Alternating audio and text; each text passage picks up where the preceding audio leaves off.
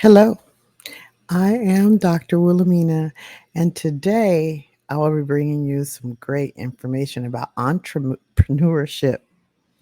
So, I come on this podcast as often as I can in order to share information about wellness, skincare, um, beauty reviews.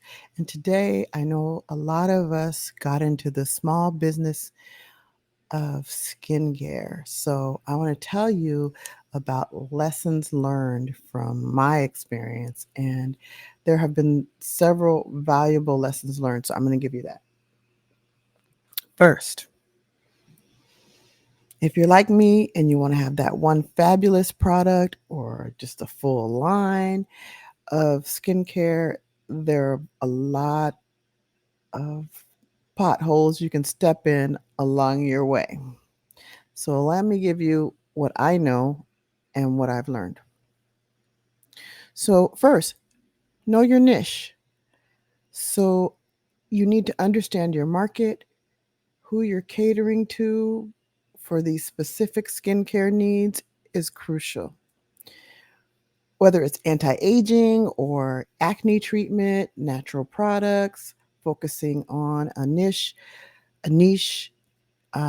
helps differentiate your brand from other brands so people know what you're about and what you're focusing on. So if in order to sell it, you have to be helping your customers with a need. So if it's someone that has a problem with acne and they're young, they're not necessarily wanting anti-aging or may not even want natural products. For me and my business, which is Good Skin Home is I have two products right now, and they are natural products. It's for repairing your skin barrier, and when you're out in the world and your skin is being affected by um, the environment, like pollution or dry because of the weather that's there, this is for repairing your skin barrier. Also, my products are natural. So I've got anti-aging and natural both going on with my product. And as I think about this, I probably need to narrow in a little better and focus on the issue at hand so that my customers know this is what we're about. This is my niche. This is what we're doing here. It helps them to want to buy the product to fix whatever their issue is, or it's not their area. They move on to somebody else. They don't waste your time. So there's there are a lot of ways to waste money and time out there. So if you don't have it focused in and they're reviewing your product, trying to find out what's going on or whatever, or spending time with you talking about these things and you're not even in their area of what they want, that can be a waste of time and money. So let's go to the next valuable lesson. Quality over quantity.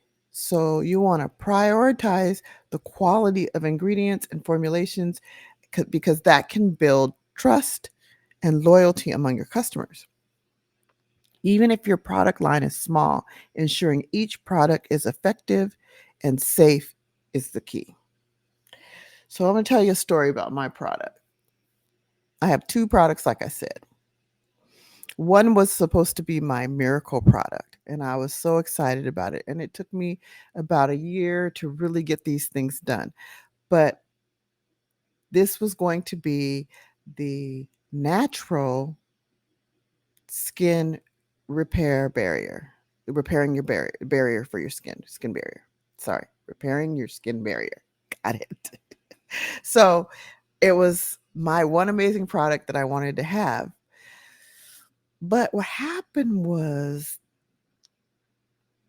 there was an ingredient that didn't arrive.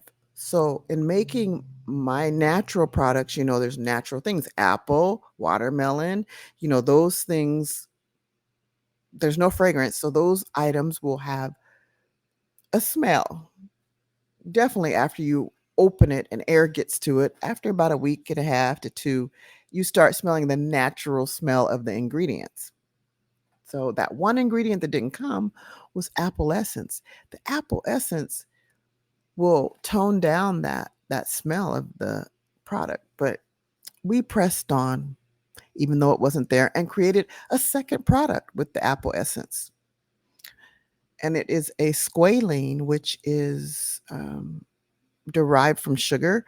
It looks like oil. You might think it's oil, but it's not oil and doesn't react like oil. And it's good for moisturizing that skin, especially in the winter elements. So we ended up making a second product when it did come. The issue is that there's no fragrance in either product, but the apple essence leaves just a hint of apple. So I had to pivot at that point. And I'm telling you because it's important to think about your ingredients, your formulations, and you want to build those loyal customers.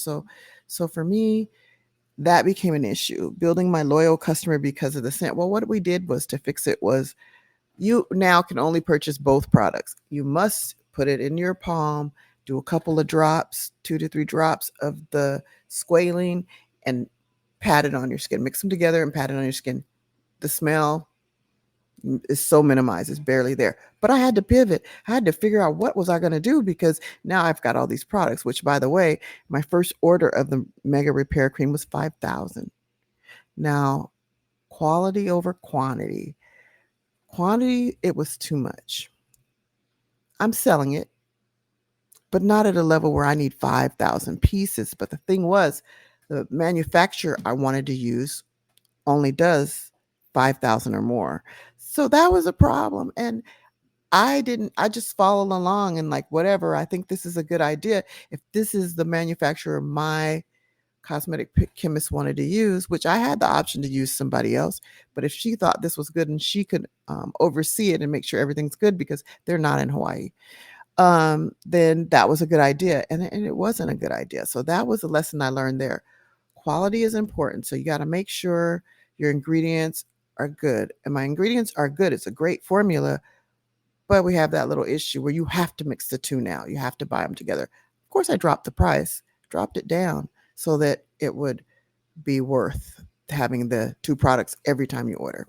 Anyway, so I think as I'm telling my story, I think 200 would have been plenty and start there. And then as I get closer, have some more made. But anyway, that's my story on the quantity over quality. I'm sorry, quality over quantity. So next is transparency. Part of me telling that story is transparency, being honest about it. You have to use the two products together. So this is transparency is important. Being transparent about ingredients, sourcing, manufacturing processes. You want to foster trust with your customers. So my product is good, and I'm telling you, it's good. People love it, but you have to use them together. So you want to provide clear and accurate information that helps your customers make informed decisions and builds brand credibility. So if you don't tell people this, which I tell them when they order, I let them know. But if you don't tell them that, then they're going to use the one product and then add the second product. And so they're going to be, what is this? So I'm just giving you examples of this transparency you need to have, because with me, I've experienced it. It's a lesson learned. It's a valuable lesson. Natural ingredients oftentimes don't have a fragrance. So you need to understand that. So having an essence, like I had the apple essence, is good to have an essence because it's not a fragrance, which would be harmful on your skin, or it could be harmful to your skin, depending on who you are, depending on if you have allergies or whatever. But having the essence is nice to help for a scent that's not really a scent. It's just barely there. So number 4, adaptability. And that is the skincare industry is constantly evolving with new trends, technologies, and consumer preferences. So right now, natural is a preference, right? It might not be a couple of years. Successful entrepreneurs stay agile and adaptable, willing to pivot their strategies and offerings to stay relevant. So that would be my next step. In my process, I needed to pivot because I was having this issue. So I found the best option is using them together. But also, I'm going to a third product and it'll be my new focus. I'll still have the other products, but this third product is what I will be really pushing. But that's me staying agile and adaptable and doing something else that I think people would like. Still natural though. I got to stay with the natural because that's my line. Or I'm also considering having another company that is under my LLC and selling that product under there with a new name. I might do that. We'll see. I'm thinking about it. So you should always ask a lot of questions too. If you feel like you're unsure about what's going on, it's your product, it's your company and your product. You need to ask questions of the expert that's actually helping you. Like at that point, I should have been asking about will it change the product, adding the essence, and then um, ask questions if you don't understand. Like the manufacturer, I didn't really understand that that was too much to order for me until after I started selling it. And I'm like, oh, wait, it's not going off the shelves that fast. So, consistency helps. But yeah, I should have been asking questions like what might that look like? Because my cosmetic chemist also has a product or several products. So she knows whether having 5,000 was too much or not. I should have asked questions just to be sure I knew what I was getting into. So the next valuable lesson is community engagement, building a community around your brand through social media, um, influencer partnerships, and customer engagement fosters loyal and word of mouth marketing. So I can say that community engagement is important as far as you have to get your product out there, but you also have to engage with people and on a realistic level. Um, and if you use influencer partnerships, and they could be micro influencers, not necessarily the big people, the stars or all that, somebody that's got a good following and is, actively doing things on their social media where they've got all kinds of people that are connecting with them and everything, doing a partnership with them is helpful because then you gain some of their followers by being in that connection with them. And you also help them because they gain some of yours. One of the toughest things, though, if you work a full time job and your business is your side biz, it's tough to stay engaged. So when you're the only person, but there are other ways. You can go on Fiverr, Fiverr, and find someone that likes to do this postings and marketing, and they've got some experience with it. You can find someone on there and pay them a relatively small amount to do your postings for you, to schedule them for you, and you help with content, giving them content for it. So that's one of the ways I've done it. I have someone that works for me, and I pay her a small amount, but she's awesome. And I found her through somebody else who found her on Fiverr.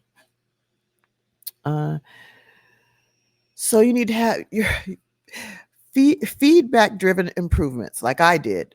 Now, I found out about the smell from my own bottle, but I thought maybe something was wrong with my bottle. I didn't go opening them all though. But I had not really listened to some of the feedback I got in the very beginning when we just had samples. And the lady said, it smells a little like putty. But I didn't smell it on mine. And it was a very small amount. But once the bigger bottles came, then still my friends didn't tell me. Not right off. The people that bought first were my friends.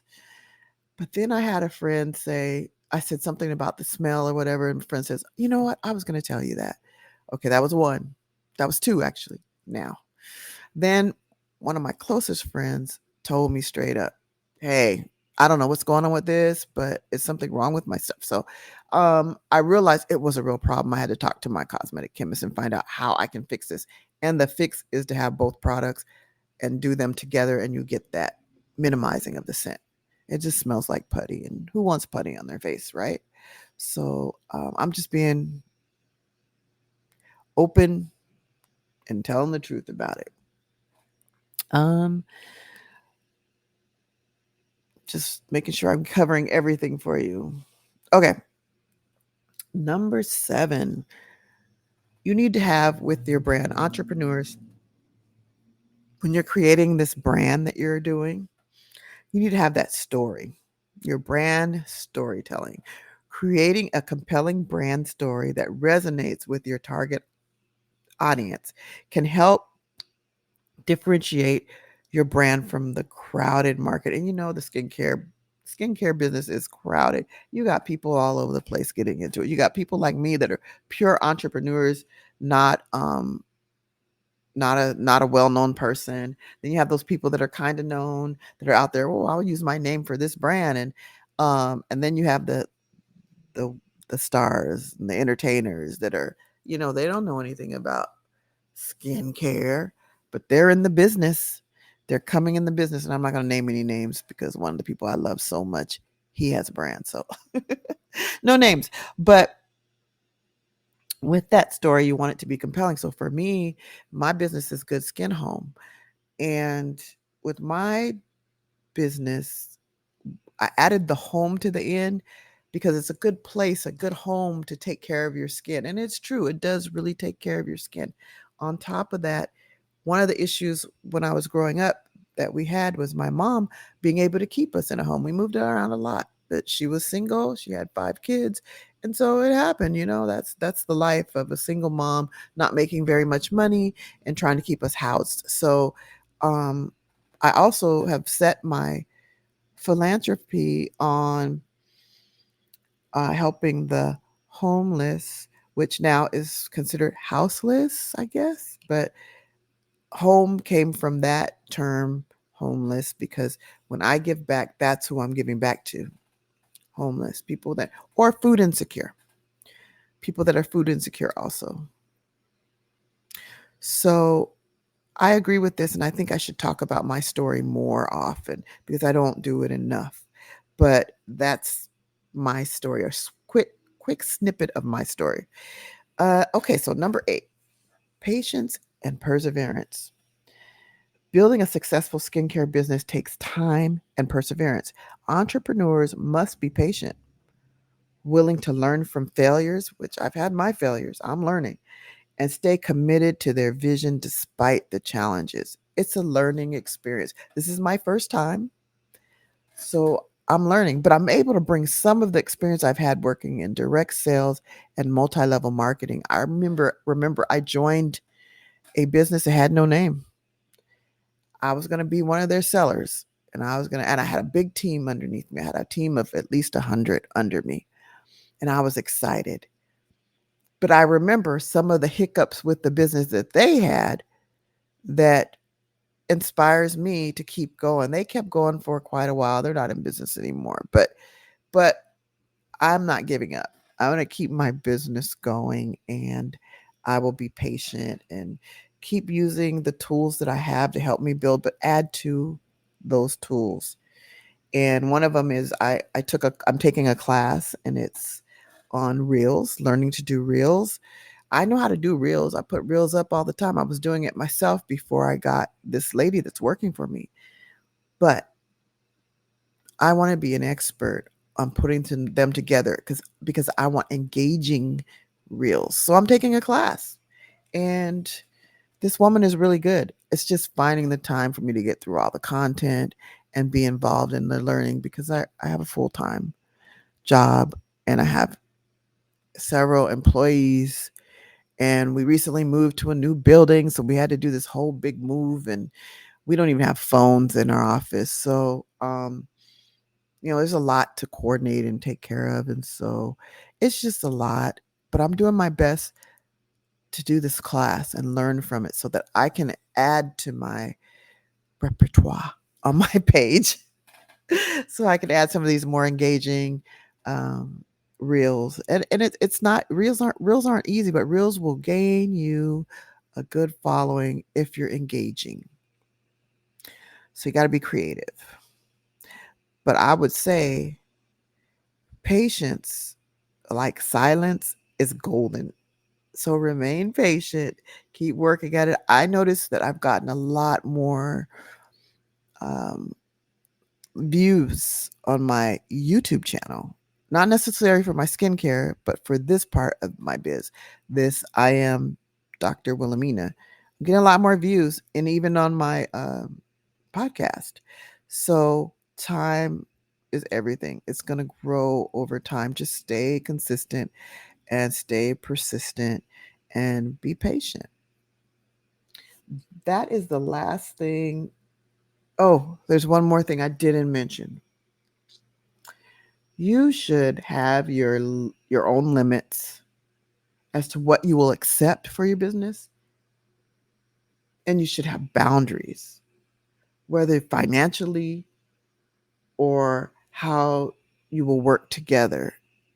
Don't treat this like when you work with an expert, don't treat it like you don't know anything because you have learned so much in your life that some things won't meet the mustard and you need to speak up.